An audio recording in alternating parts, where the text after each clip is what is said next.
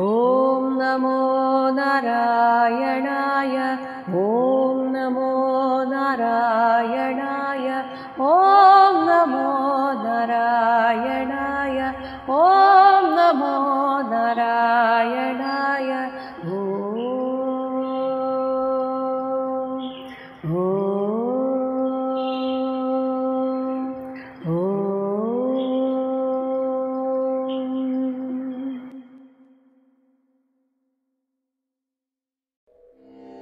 അവനവനിലുള്ള ഈശ്വര തത്വത്തെ അറിയുന്നവർക്ക് ആ ആനന്ദം തന്നെ ധാരാളമാണ്. എന്നാൽ അവനവൻ്റെ ഉള്ളിലെ ഈശ്വരനെ അറിയാത്തവരാണ് മറ്റുള്ളവർ തന്നെ പരിഗണിക്കണം എന്നൊക്കെ ആഗ്രഹിക്കുന്നതും അതിനുവേണ്ടി വളരെയധികം കഷ്ടപ്പെടുന്നതും. എന്നാൽ ജഡഭരതന് അതിൻ്റെ ആവശ്യമേ ഉണ്ടായിരുന്നില്ല. മാത്രമല്ല, കർമ്മബന്ധത്താൽ കിട്ടിയ ഈ ശരീരം എപ്പോഴെങ്കിലും ഒന്ന് വീണ് കിട്ടിയാൽ മതി, അതുവരെ എങ്ങനെയെങ്കിലും ഒന്ന് ജീവിച്ചു പോകണം എന്ന് മാത്രമേ ഉണ്ടായിരുന്നുള്ളൂ. അതുകൊണ്ടാണ് ആളുകൾ പണിയെടുപ്പിച്ചാലും എന്തെങ്കിലും തന്നാലും ഭക്ഷണം കഴിച്ചാലും അത് രുചിയില്ലാത്തതായാലും ഒന്നും തന്നെ അദ്ദേഹത്തെ ബാധിക്കാതിരുന്നത്. ഇനി അദ്ദേഹത്തിൻ്റെ നടപ്പും കിടപ്പും ഒക്കെ എങ്ങനെയായിരുന്നു എന്ന് 10ാമത്തെ ശ്ലോകത്തിലൂടെ പറയുന്നു. ശീത ഉഷ്ണ വാത വർഷേഷു വൃഷഃ ഇവ അനാവൃതാംഗഃ പീനഃ സംഹനന അംഗഃ സ്തണ്ഡില സംവേശന അനുന്മർദ്ദന ആമജ്ജന രജസ മഹാമണിഃ ഇവ അനഭിവ്യക്ത ബ്രഹ്മവർച്ചസഃ കുപട ആവൃത കടിഃ ഉപവീതേന ഉരുമഷിണ ദ്വിജാതിഃ ഇതി ബ്രഹ്മബന്ധുഃ ഇതി സപ്ഞയാ അതജ്ഞജന അവമതഃ വിചചാര. ശീത ഉഷ്ണ വാത വർഷേഷു, തണുപ്പായാലും ഉഷ്ണമായാലും കാറ്റുണ്ടെങ്കിലും മഴയുണ്ടെങ്കിലും വൃഷഃ ഇവ, ഒരു കാളക്കൂറ്റനെ പോലെ അനാവൃത അംഗഃ, ശരീരത്തിൽ ഒരു മേൽമുണ്ടുപോലും ധരിക്കാതെ, അതേസമയം സമയാസമയങ്ങളിൽ അങ്ങനെ കാര്യമായ ഭക്ഷണമൊന്നും കഴിക്കാറില്ല എന്ന് നമ്മൾ കണ്ടു.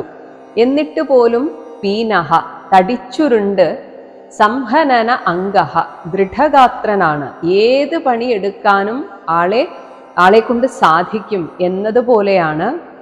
ഇനി കിടപ്പ് വെറും നിലത്താണ്, സ്തണ്ഡില സംവേശനം, വെറും നിലത്തുള്ള കിടപ്പും, അതേസമയം അനുന്മർദ്ദനം, ശരീരത്തങ്ങനെ തേച്ചുകുളി അങ്ങനെ ഒന്നുമില്ല, മസാജ് ചെയ്യുക, എണ്ണ തേച്ച് മസാജ് ചെയ്യുക, അതൊന്നും ചെയ്യില്ല.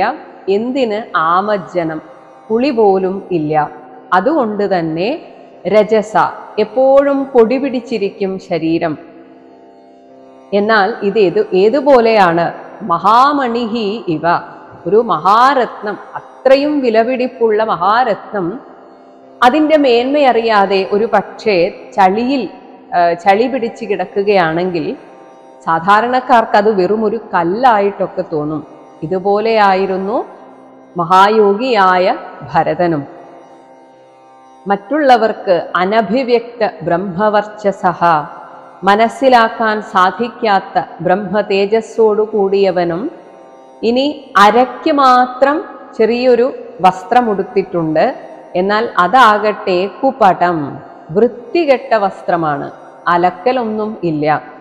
അതിനാൽ ആവൃതം, ആവരണം ചെയ്യപ്പെട്ട കടിഭാഗം, അരക്കെട്ട്. ഇനി ചെറുപ്പത്തിൽ ധരിച്ച പൂണൂൽ, ഉപവീതം, അതാകട്ടെ ഉരുമഷിണ, ഉരു എന്നാൽ അത്യധികം, മഷി എന്നതുകൊണ്ട് ചളി പുരണ്ടത്, അത്രയും ചളിയുള്ള ഉപവീതേന, പൂണൂൽ ധരിച്ചതുകൊണ്ട് മാത്രം കാണുന്നവർക്ക് മനസ്സിലാകും ദേഹം ജനിച്ചത് ഒരു ബ്രാഹ്മണ കുലത്തിലാണ് എന്ന്. അതാണ് ദ്വിജാതിഃ ഇതി. ആ പൂണൂല് കണ്ടാൽ മനസ്സിലാകും പേരിനൊരു ബ്രാഹ്മണനാണ്. അതേസമയം ബ്രാഹ്മണൻ ചെയ്യേണ്ടതായ യാതൊരു കർത്തവ്യവും ചെയ്യാത്തത് കൊണ്ട് അദ്ദേഹത്തെ ബ്രഹ്മബന്ധു ഇതി സപ്ഞയാ, അതായത് ബ്രാഹ്മണ കുലത്തിൽ ജനിക്കുകയും എന്നാൽ ഒരു ബ്രാഹ്മണന് യോജിക്കാത്ത വിധത്തിൽ പെരുമാറുകയും ചെയ്യുമ്പോൾ അത്തരത്തിലുള്ളവരെയാണ് ബ്രഹ്മബന്ധു എന്ന് വിളിക്കുന്നത്. സാധാരണ ബ്രഹ്മബന്ധു എന്ന് പറയുമ്പോൾ തികച്ചും അജ്ഞരായിട്ടുള്ള അങ്ങനെയൊക്കെയുള്ളവരെയാണ്. പക്ഷേ ഇദ്ദേഹം എത്രയോ ഉന്നതനാണ്. എങ്കിലും ആളുകളുടെ ഇടയിൽ, അതാണ് ഇതി സപ്ഞയ എന്ന പേരുകൊണ്ടാണ് അദ്ദേഹത്തെ എല്ലാവരും അവമതഃ, അവമാനിക്കുകയാണ് ചെയ്യാറ്. എന്തുകൊണ്ട്? അതജ്ഞഃ, അദ്ദേഹത്തെ ആർക്കും അറിയില്ല, ആ മഹത്വം ആർക്കും മനസ്സിലായിട്ടില്ല. അതുകൊണ്ട് അതജ്ഞജന അവമതഃ, അദ്ദേഹത്തിന്റെ മഹത്വം മനസ്സിലാക്കാത്തവരാൽ അവമാനിതനായിട്ട് അദ്ദേഹം അങ്ങനെ വിചചാര, ജീവിച്ചു പോന്നു. ആളുകളുടെ ഇടയിൽ സഞ്ചരിക്കും, ആളുകൾ പറയുന്ന ജോലി ചെയ്യും. ചിലപ്പോൾ ബധിരനെ പോലെ, അന്ധനെ പോലെ, ജഡനെ പോലെ വെറും നിലത്ത് പൊടി പിടിച്ച് കിടക്കും. കുളിയും തേവാരവും ഒന്നുമില്ല. ഇതൊക്കെ കൊണ്ടാണ് അദ്ദേഹത്തെ എല്ലാവരും ബ്രാഹ്മണ ജാതിയിൽ ജനിച്ചു എന്ന് പറഞ്ഞിട്ടെന്താ കാര്യം? ബ്രഹ്മബന്ധുവായി പോയല്ലോ, ഒന്നിനും കൊള്ളാത്തവനായി പോയല്ലോ എന്നൊക്കെ ഇങ്ങനെ അവമതിക്കും. ആദ്യമൊക്കെ അന്യരായിരുന്നു ഇദ്ദേഹത്തെ കൊണ്ട് പണിയെടുപ്പിച്ചതെങ്കിൽ പിന്നീട് സ്വന്തം സഹോദരന്മാർ തന്നെ ഇദ്ദേഹത്തെ പാടത്ത് കാവലേൽപ്പിക്കുക, പണിയെടുപ്പിക്കുക, ഇങ്ങനെയൊക്കെ ചെയ്തിരുന്നു. 11ാമത്തെ ശ്ലോകം. യദാതു പരതഃ ആഹാരം കർമ്മവേതനതഃ ഈഹമാന സ്വഭ്രാതൃഭിഃ അപി കേദാരകർമ്മണി നിരൂപിതഃ തദപി കരോതി കിന്തു ന സമ വിഷമ ന്യൂന അധികം ഇതി വേദ കണ പിണ്യാഗ ഫലീകരണ കുൽമാഷ സ്ഥാലീപുരീഷാദീൻ അപി അമൃതവത് അഭ്യവഹരതി. യഥാതു, എപ്പോഴൊക്കെ അദ്ദേഹത്തിന് കർമ്മവേതനതഃ, ചെയ്യുന്ന ജോലിക്കുള്ള കൂലിയായിട്ട് പലരും ഭക്ഷണമാണ് കൊടുക്കുക. പരതഃ, പകരമായി. ആഹാരം ഈഹമാനഃ, ആഹാരത്തെ പ്രതീക്ഷിച്ചുകൊണ്ട്. ജോലി ചെയ്താൽ അതിനുള്ള വകയായിട്ട്, വേതനമായിട്ട് ആഹാരമെങ്കിലും കിട്ടുമല്ലോ എന്ന് വിചാരിച്ചിട്ട് അദ്ദേഹം ജോലി ചെയ്തുകൊണ്ടിരുന്നു. ഇങ്ങനെ പോകെ അദ്ദേഹത്തിന്റെ സ്വഭ്രാതൃഭിഃ അപി, സഹോദരന്മാരാൽ പോലും കേദാരകർമ്മണി, പാടത്തുള്ള പണിയിൽ നിരൂപിതഃ, അദ്ദേഹത്തെ ഏർപ്പെടുത്തി. ഒരു പരാതിയുമില്ലാതെ തദപി കരോതി, അതും ചെയ്തു പോന്നു. അതേസമയം ഈ പാടത്ത് പണിയെടുക്കാനും അതിനെ കുറിച്ചൊരു അറിവ് വേണം. അതൊന്നും ഇദ്ദേഹത്തിന് അറിയില്ല. ലോക വിഷയങ്ങളെ കുറിച്ച് യാതൊരു അറിവുമില്ല. അതാണ് കിന്തു, ഇങ്ങനെ പാടത്ത് പണിയെടുപ്പിക്കുമെന്നല്ലാതെ അദ്ദേഹത്തിന് സമം, ഈ വളം ചേർക്കുമ്പോഴൊക്കെ കൃഷിഭൂമി സമമാണോ, നിരന്നതാണോ, വിഷമം ഉയർന്നതാണോ, ന്യൂനം താണതാണോ, അധികം ഇനി അതിൻ്റെ ആ പശിമ കുറഞ്ഞതോ കൂടിയതോ, ഇങ്ങനെ ഒന്നും ഇതിന വേദ, ഒന്നും അറിഞ്ഞുകൂടായിരുന്നു. എന്താണോ പറയുന്നത് അത് ചെയ്യും എന്ന് മാത്രം.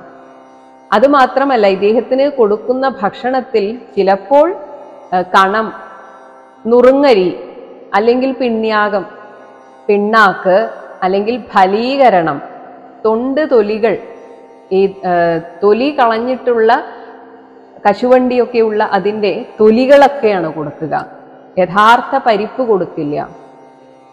ഇനി കുൽമാഷം എന്ന് വെച്ചാൽ പുഴു ബാധിച്ച ഉഴുന്നോ അങ്ങനെയൊക്കെ, അല്ലെങ്കിൽ സ്ഥാനീപുരീഷം, അടിക്ക് പിടിച്ച, പാത്രത്തിന്റെ അടിക്ക് പിടിച്ച് കരിഞ്ഞ ഭക്ഷണ സാധനങ്ങൾ, ഇങ്ങനെ എന്ത് കൊടുത്താലും അമൃതവത്, അത് അമൃതാണെന്നത് പോലെയാണ് അദ്ദേഹം അഭ്യവഹരതി, കഴിച്ചുകൊണ്ടിരുന്നത്.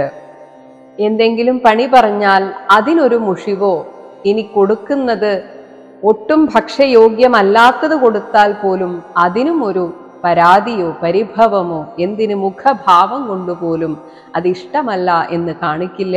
മറിച്ച് അമൃതാണ് കഴിക്കുന്നത് എന്ന ഭാവത്തിൽ കഴിക്കുകയും ചെയ്യും. 12ാമത്തെ ശ്ലോകം. അഥ കദാചിത് കശ്ചിത് വൃഷളപതിഃ ഭദ്രകാള്യൈ പുരുഷപശും ആലഭത അപത്യകാമഃ. അഥ കദാചിത്, ഇങ്ങനെ ഇരിക്കെ ഒരിക്കൽ ആ നാട്ടിലെ കശ്ചിത് വൃഷളപതിഃ, ശൂദ്രന്മാരിലെ ഒരു സാമന്ത പ്രഭു.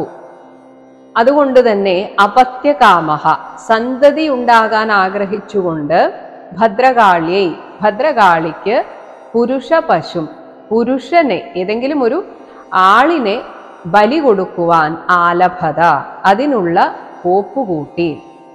ശൂദ്ര മനോഭാവം ഉള്ളതുകൊണ്ടാണ് ഇങ്ങനെ മനുഷ്യരെ ബലി കൊടുത്താൽ ഭദ്രകാളി പ്രസാദിക്കുമെന്നും അങ്ങനെ തനിക്കൊരു കുഞ്ഞിനെ കിട്ടുമെന്നും ഒക്കെ ആഗ്രഹിച്ചത്. അങ്ങനെ ഒരു പുരുഷനെ ബലി കൊടുക്കാനുള്ള ഓരോ കാര്യങ്ങൾ ചെയ്യാനായിട്ട് ഇങ്ങനെ ആലോചിച്ചു.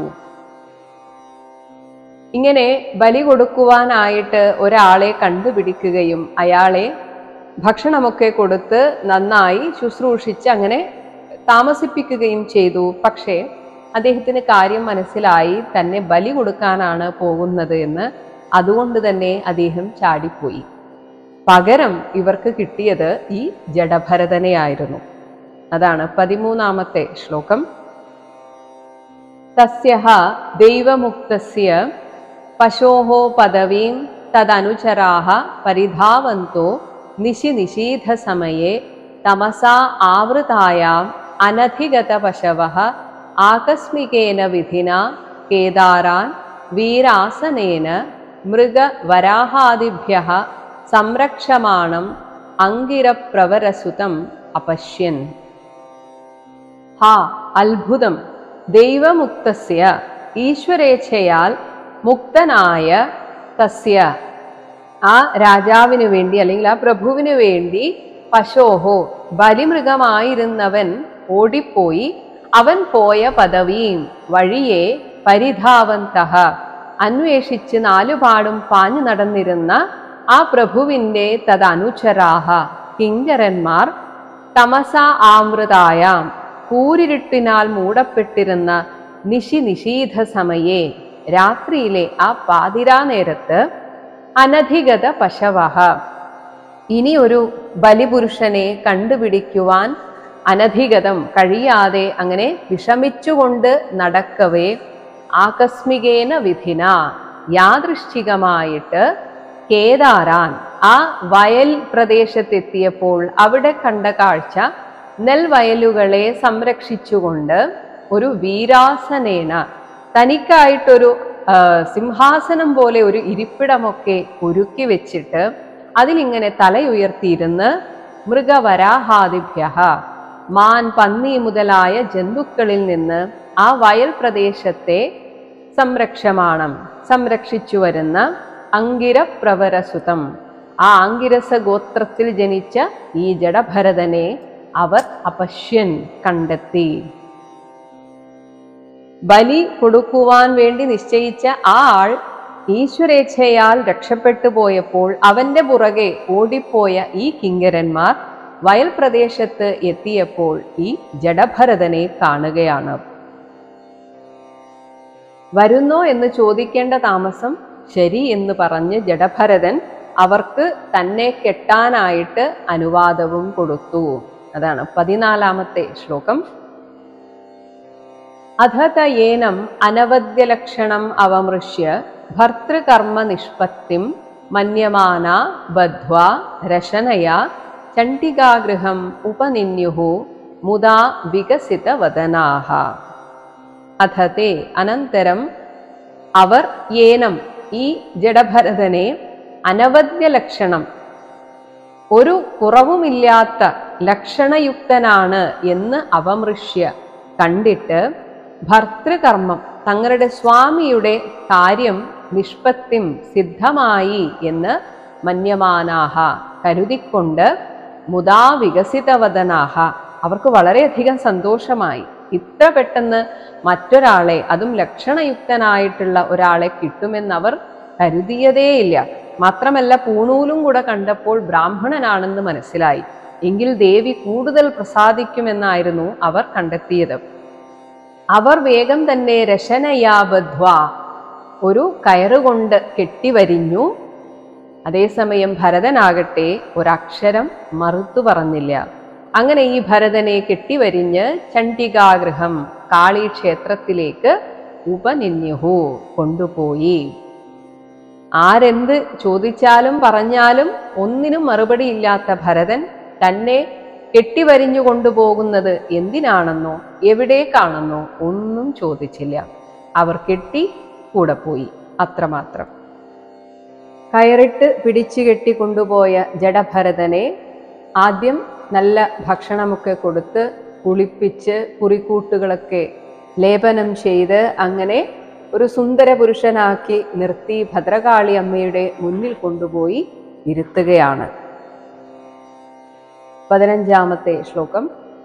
അധ പണയഃ തം സ്വവിധിന അഭിഷിച്യ അഹതേന വാസസ ആച്ഛാദ്യ ഭൂഷണ ആലേപ സ്രക്തിലകാദിഭിഃ ഉപസ്കൃതം ഭുക്തവന്തം ധൂപദീപ മാല്യ ലാജ കിസലയ അങ്കുര ഫല ഉപഹാരോപേതയാ വൈശസ സംസ്ഥയാ മഹത ഗീത സ്തുതി മൃദംഗ പണവഘോഷേണ ച പുരുഷപശും ഭദ്രകാള്യാഃ പുറത ഉപവേശയാമാസുഹു. അധ അനന്തരം പണയഃ ഈ കള്ളന്മാർ പിടിച്ചുകെട്ടിക്കൊണ്ടുപോയവർ തം ആ ജഡഭരതനെ സ്വവിധിന തങ്ങളുടെ ആചാരപ്രകാരം അഭിഷിച്ച് കുളിപ്പിച്ച് അഹതേന വാസസ കോടി വസ്ത്രം കൊണ്ട് ആച്ഛാദ്യ ഉടുപ്പിച്ച് ഭൂഷണം ആഭരണങ്ങൾ ആലേപം കുറിക്കൂട്ടുകൾ സ്രക്ക് മാല തിലകാദിഭിഹി തിലകം മുതലായവകളാൽ ഉപസ്കൃതം അലങ്കൃതനാക്കി പിന്നീട് നല്ല ഭക്ഷണം കൊടുക്കുകയാണ്.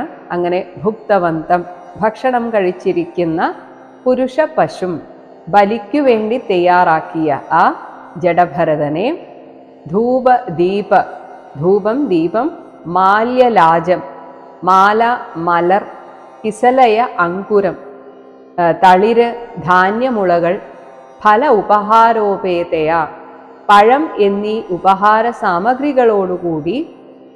ഇനി അവരുടെ രീതിയാണ് ഹിംസിച്ചുകൊണ്ട് ദേവിയെ പ്രീതിപ്പെടുത്തുക. അങ്ങനെയുള്ള ആ വൈശസ സംസ്ഥയ ഹിംസാകർമ്മ വിധാനത്തോടും അതിനൊരു മാറ്റുകൂട്ടാൻ എന്നതുപോലെ ആളുകളുടെ ഉള്ളിൽ ആ ഒരു ഹിംസാഭാവം വരാൻ വേണ്ടിയിട്ടുള്ള മഹത ഗീതസ്തുതി മൃദംഗ പണവഘോഷേണ ഗംഭീരമായ പാട്ട് തോറ്റം ഇങ്ങനെയുള്ള ശബ്ദ കോലാഹലത്തോടും കൂടെ ഭദ്രകാള്യാഃ പുറതഃ ഭദ്രകാളിയുടെ ആ കാളി വിഗ്രഹത്തിന്റെ മുൻപിൽ ആ ഭരതനെ ഉപവേശയാമാസുഹു പിടിച്ചിരുത്തി. ഇങ്ങനെ ബലിക്കുള്ള എല്ലാ ഒരുക്കങ്ങളും പൂർത്തിയാക്കി ജഡഭരതനെ ഭദ്രകാളിക്ക് മുന്നിൽ ഇരുത്തിയതിനു ശേഷം ആ പ്രഭുവിൻ്റെ സഹായിയായിട്ടുള്ള ആൾ ഭരതനെ വെട്ടാനായിട്ട് വാൾ കയ്യിലെടുത്തു. അതാണ് 16-ാമത്തെ ശ്ലോകം. അധ വൃഷളരാജപണിഹി പുരുഷ പശോഹോ അസൃക് ആസവേന ദേവീം ഭദ്രകാളീം യക്ഷ്യമാണഃ തദഭിമന്ത്രിതം അസിം അതികരാളനിശിതം ഉപാദതേ.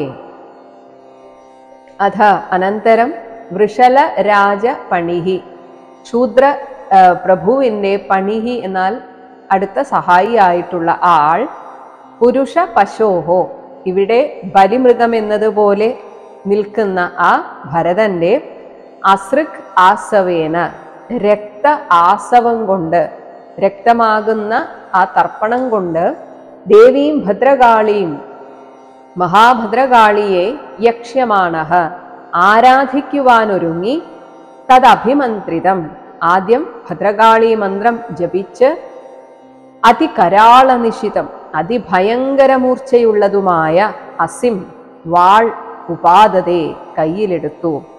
ഒറ്റ വെട്ടിന് മുറിക്കാൻ സാധിക്കുന്ന അത്രയും മൂർച്ചയുള്ള വാൾ കയ്യിലെടുത്ത് ഭരതന്റെ നേർക്കങ്ങനെ നിൽക്കുകയാണ്. എന്നാൽ അവിടെയുള്ളവരെ എല്ലാം ഞെട്ടിച്ചുകൊണ്ട് ആ ബിംബത്തിൽ നിന്ന് സാക്ഷാൽ ഭദ്രകാളി പുറത്തേക്ക് ഇറങ്ങി വന്നു എന്നാണ് 17-ാമത്തെ ശ്ലോകത്തിൽ പറയുന്നത്. ഇതി തേഷാം വൃഷളാനാം രജസ്തമ പ്രകൃതീനാം ധനമദ രജ ഉത്സിക്തമനസാം ഭഗവത് കലാവീരകുലം തദർത്ഥീകൃത്യ ഉത്പഥേന സ്വൈരം വിഹരതാം ഹിംസാവിഹാരാണാം കർമ്മ അതിദാരുണം യത് ബ്രഹ്മഭൂതസ്യ സാക്ഷാത് ബ്രഹ്മർഷിസുതസ്യ നിർവൈരസ്യ സർവഭൂതസുഹൃദഃ സൂനായാം അപി അനനുമതം ആലംബനം തദുപലഭ്യ ബ്രഹ്മതേജസ അതിദുർവിഷഹേണ ദംദഹ്യമാനേന വപുഷാ സഹസാ ഉച്ചചാട ദേവി ഭദ്രകാളി. ഇതി ഇപ്രകാരം രജ തമ പ്രകൃതീനാം, രജോ ഗുണത്തിൻ്റെയും തമോ ഗുണത്തിൻ്റെയും സങ്കലനമായിട്ടുള്ള ആ പ്രകൃതത്തിലുള്ള അവരുടെ ധന മത രജ, എന്തുകൊണ്ടാണ് അവർ ഇത്തരം പ്രവൃത്തികൾ ചെയ്യുന്നത്? ധനമുണ്ടെന്ന അഹങ്കാരം, അതാണ് ധനമതം. ഒപ്പം രജോ ഗുണത്തിൻ്റെ ആ ചോരത്തിളപ്പ്, രജോ ബാധയാൽ ഉത്സിക്ത മനസാം, ധർമ്മമര്യാദ വിട്ടിരിക്കുന്ന മനസ്സോടുകൂടിയവരും. രജോ ഗുണത്തിൻ്റെ കൂടെ സാത്വിക ഗുണം കൂടെ ഉണ്ടെങ്കിലേ അത് ക്ഷത്രിയ ധർമ്മമാകുള്ളൂ. അല്ലാത്തവരെയാണ് ഇങ്ങനെ ശൂദ്രൻ എന്നൊക്കെ വിളിക്കുന്നത്.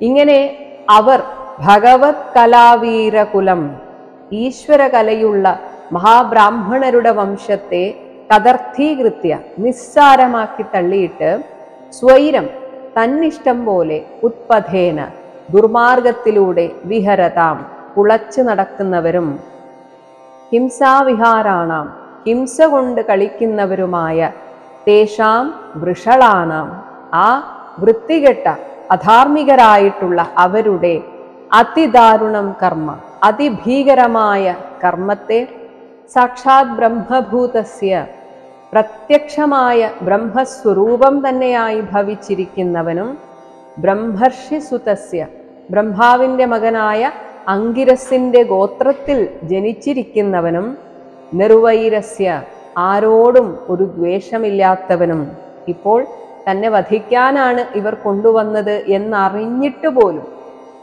ഒരു ഇളക്കം കൊണ്ടുപോലും അവരോട് തൻ്റെ ദേഷ്യം പ്രകടിപ്പിക്കാതെ നിർവൈരബുദ്ധിയോടെ ഇരിക്കുന്ന സർവഭൂത സുഹൃദഃ, ഈ ലോകത്തിലുള്ള സകലരും തനിക്ക് സ്വന്തമാണ് എന്ന രീതിയിൽ സകല ചരാചര സുഹൃത്തുമായിരിക്കുന്ന ആ മഹാനുഭാവനായ ജഡഭരതന്റെ നേർക്ക് സൂനായാം അപി, അദ്ദേഹത്തിൻ്റെ അന്ത്യകാലത്തിൽ പോലും യത് അനനുമതം, യാതൊന്ന് അനുവദിക്കപ്പെട്ടതല്ലയോ, ഇങ്ങനെയുള്ളവരുടെ നേർക്ക് ആർക്കും ഒരു തരത്തിലുള്ള അതിക്രമവും ചെയ്യാൻ സാധിക്കില്ല. അങ്ങനെ ആ പ്രകൃതി അത് അനുവദിക്കുകയില്ല.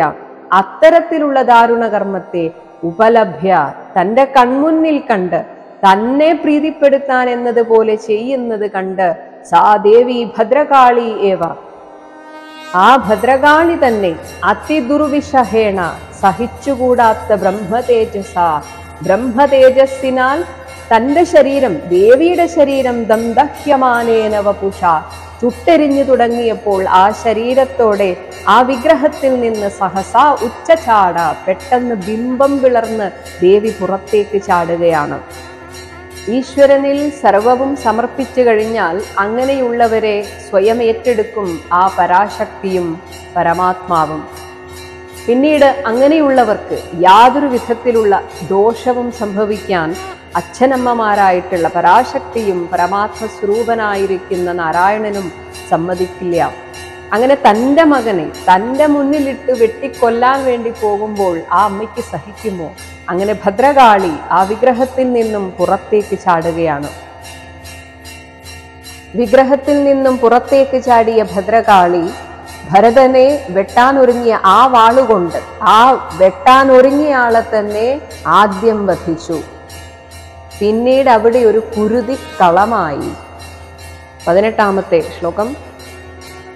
ഭൃശം അമർഷ രോഷ ആവേശ രഭസ വിലസിത ഭ്രുകുടി വിടപ കുട്ടില ദംശ അരുണ ഈക്ഷണ ആടോപ അതിഭയാനകവദന ഹന്തുകാമാ ഇവ ഇദം മഹാട്ടഹാസം അതിസംരംഭേണ വിമുഞ്ചന്തി തത ഉത്പത്യ പാപീയസാൻ ദുഷ്ടാനാം തേനയേവ അസിനാ വിവൃക്നശീർഷ്ണാം ഗളാത് സ്രവന്തം അസൃക് ആസവം അത്യുഷ്ണം സഹഗണേന നിപീയ അതിപാനമദ വിഹ്വല ഉച്ചൈസ്തരാം സ്വപാർഷദൈഃ സഹ ജഗൗ നനർത്ത ച വിജഹാര ച ശിരഃ കന്തുകലീലയാ.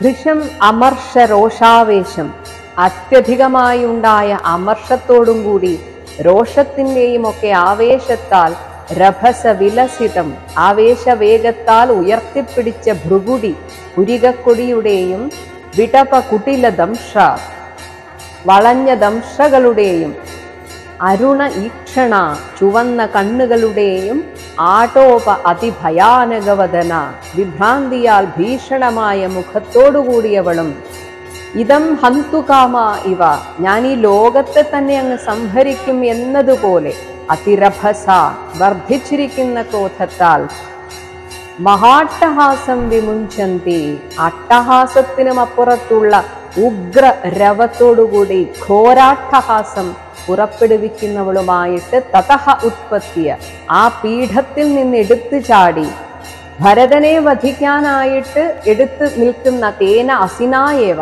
അതേ വാളുകൊണ്ട് തന്നെ വധിക്കാൻ പുറപ്പെട്ട ആ ആളിന്റെ തല തന്നെ ആദ്യം കൊയ്തെടുത്തു.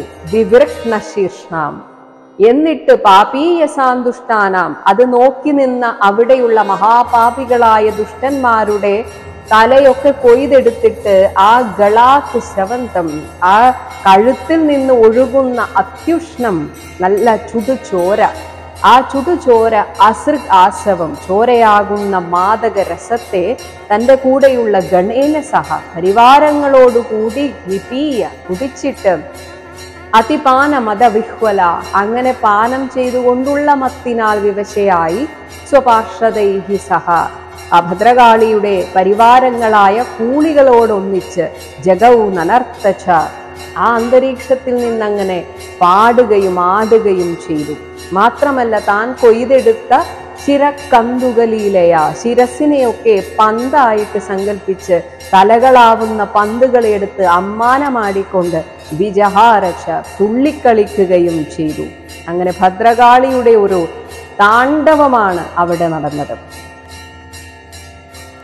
എന്തൊക്കെയായാലും ഇവരൊക്കെ കുറെ നാളായി ഭദ്രകാളിയെ ഉപാസിച്ചിരുന്നവരാണ്. അങ്ങനെയുള്ളവരെ എന്തുകൊണ്ട് ദേവി തിരിച്ചു കൊല ചെയ്തു?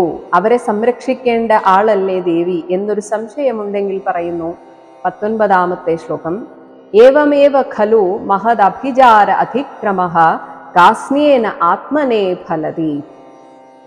മഹദഭിചാര അതിക്രമഃ, യോഗികളുടെ നേർക്ക് പ്രവർത്തിച്ച ആഭിചാരമാകുന്ന അപരാധം.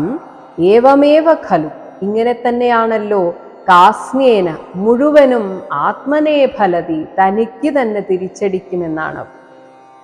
അതുകൊണ്ട് മഹാത്മാക്കളോട് കളിക്കുമ്പോൾ സൂക്ഷിക്കണം. യഥാർത്ഥ യോഗികൾ എന്നാൽ ആ പരമാത്മാവിൻ്റെ നേരിട്ടുള്ള സംരക്ഷണയിൽ ജീവിക്കുന്നവരാണ്. ഭഗവാൻ ഉറപ്പ് കൊടുക്കുന്നുണ്ട്, നമേ ഭക്ത പ്രണശ്യതി, എൻ്റെ ഭക്തൻ ഒരിക്കലും നാശമില്ല. അങ്ങനെ ആരെങ്കിലും നശിപ്പിക്കാൻ തുനിഞ്ഞാൽ അത് ആ നശിപ്പിക്കാൻ ശ്രമിക്കുന്നവർക്കെതിരെ തിരിച്ചടിക്കുന്നതാണ്. ഈ ശരീരം എപ്പോഴായാലും വീഴേണ്ടതാണെന്നും അത് എങ്ങനെ വീണാലും പ്രശ്നമില്ല എന്ന് ചിന്തിക്കുന്നവരുമാണ് മഹായോഗികൾ. അതുകൊണ്ട് തന്നെ അവർക്കൊന്നിനെയും ഭയമില്ല. ആ ഭയമില്ലായ്മ ഒരത്ഭുതമല്ല എന്ന് പറഞ്ഞുകൊണ്ടാണ് ഈ അധ്യായം അവസാനിക്കുന്നത്. 20ാമത്തെ ശ്ലോകം.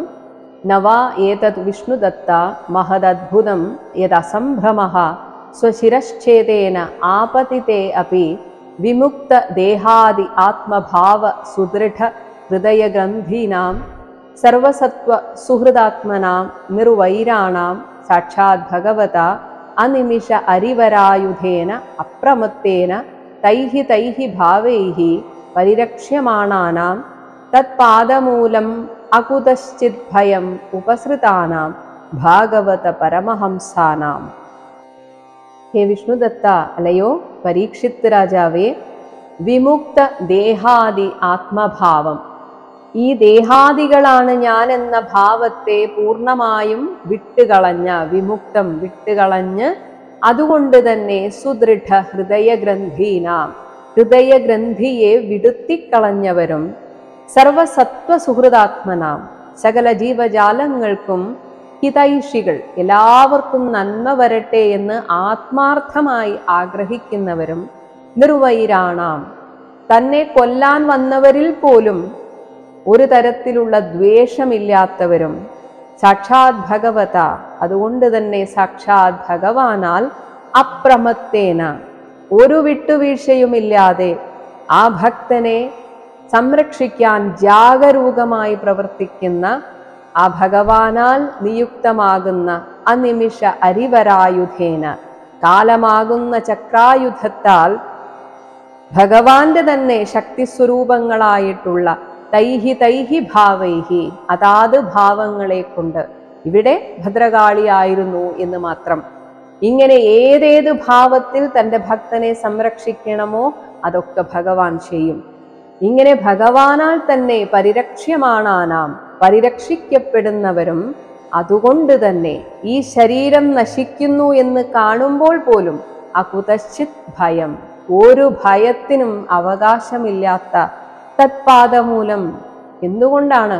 സർവദാ ഭഗവാന്റെ ആ പാദാരവിന്ദത്തെ ഉപസൃതാനാം, സമാശ്രയിച്ചിരിക്കുന്നവരുമായ ഭാഗവത പരമഹംസാനാം, പരമഭക്തന്മാരായ ആ യോഗീന്ദ്രന്മാർക്ക് സ്വശിരശ്ഛേദേന, തൻ്റെ തലയറുക്കുന്ന സന്ദർഭം വന്നകപ്പെട്ട ആ ആപതിതേയപി, ആ ആപത്കാലത്തിൽ പോലും അസംഭ്രമഃ, അമ്പരയ്ക്കാതെ, യത്, അങ്ങനെ ഇരിക്കുക എന്നത് യാതെന്നാണോ, ഏതത്, ഈ ഒരു കാര്യം, മഹദ് അദ്ഭുതം ന വൈ, ഒരു യോഗിയെ സംബന്ധിച്ച് അദ്ഭുതമേ അല്ല. ഇത് എല്ലായ്പ്പോഴും ഞാൻ ഈ ശരീരമാണ്, ഇത് നഷ്ടപ്പെട്ടാൽ ഞാൻ നഷ്ടപ്പെട്ടു, ഈ ശരീരവുമായി ബന്ധപ്പെട്ടിരിക്കുന്ന ആളുകളുമായിട്ട് ഇനിയും എനിക്ക് ഈ ലോകത്തിങ്ങനെ സന്തോഷമായിട്ടിരിക്കണം, അവരെ വിട്ടുപോയാൽ അവർക്ക് പിന്നെ ആരുണ്ട്, ഇങ്ങനെയൊക്കെ ചിന്തിക്കുന്നവർക്കാണ് മരണം ഒരു ഭയമായി തീരുന്നത്. അല്ലാത്തവർക്ക് മരണം എന്നത് വളരെ അനായാസമായിട്ട് ഈ ശരീരം വിട്ട് മറ്റൊരു ശരീരത്തിലേക്ക് പോകാൻ അതിനിടയിലുള്ള ഒരു ചെറിയൊരു മാറ്റം എന്നത് മാത്രമാണ് ഈ യോഗികളെ സംബന്ധിച്ച് മരണം എന്നത്. ഇനി ആ ആത്മജ്ഞാനം നേടിയവരെ സംബന്ധിച്ച് മരണം അനുഗ്രഹമാണ്. കാരണം അവർക്ക് ഈ ശരീരം എങ്ങനെയെങ്കിലും ഒന്ന് വിട്ടുകിട്ടിയാൽ മതി. അതുകൊണ്ട് ഇതൊരു അദ്ഭുതമേ അല്ല പരീക്ഷിത്തെ എന്ന് പറഞ്ഞുകൊണ്ടാണ് പഞ്ചമസ്കന്ധത്തിലെ 9ാമത്തെ അധ്യായം അവസാനിക്കുന്നത്. ഇതി ശ്രീമദ്ഭാഗവതെ മഹാപുരാണേ പഞ്ചമസ്കന്ധേ ജഡഭരത ചരിതം നാമ 9മോऽധ്യായഃ. ഹരേ രാമ ഹരേ രാമ ഹരേ രാമ രാമ ഹരേ കൃഷ്ണ ഹരേ കൃഷ്ണ ഹരേ കൃഷ്ണ കൃഷ്ണ ഹരേ രാമ ഹരേ രാമ ഹരേ രാമ രാമ ഹരേ കൃഷ്ണ ഹരേ കൃഷ്ണ ഹരേ കൃഷ്ണ കൃഷ്ണ ഹരേ രാമ രാമ ഹരേ കൃഷ്ണ കൃഷ്ണ ഹരേ രാമ രാമ ഹരേ കൃഷ്ണ കൃഷ്ണ.